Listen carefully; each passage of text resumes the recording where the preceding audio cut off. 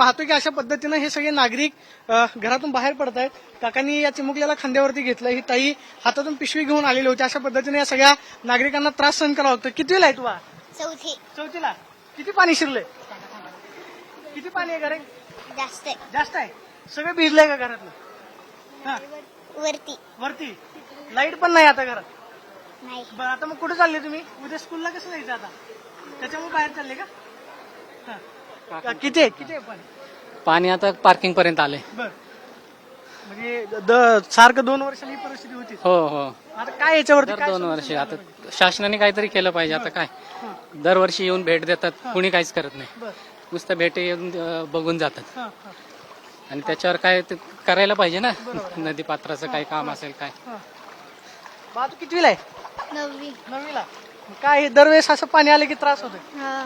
आपण पाहतोय की हे सगळे नागरिक सांगतायत की 2 वर्षाला का होईना आमच्या समोर ही परिस्थिती आहे. त्यामुळे अशा पद्धतीने या सगळ्या नागरिकांना आपण पाहतो की पाण्यातनं वाट काढत जावं लागतंय.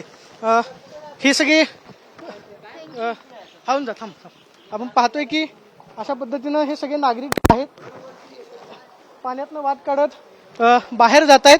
आणि या सगळ्या नागरिकांची आपण पाहतोय की मोठ्या प्रमाणावरती अडचण निर्माण होताना पाहायला मिळते. समोरच्या बाजूला आपण पाहतोय की एक एक करून या सगळ्या नागरिकांना जे बेसमेंटवरती होते त्यांना सुरक्षित ठिकाणी हलवण्यात आलेलं आहे. मात्र ही सगळी परिस्थिती या सगळ्या आपण पाहतोय की लोकांची झालेली आहे.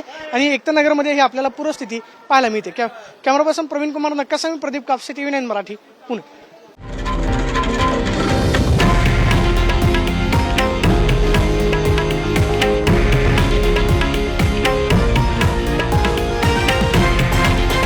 हे आहे देशातील नंबर 1 न्यूज नेटवर्क आणि आपण पाहत आहात TV9 मराठी, एकमेव.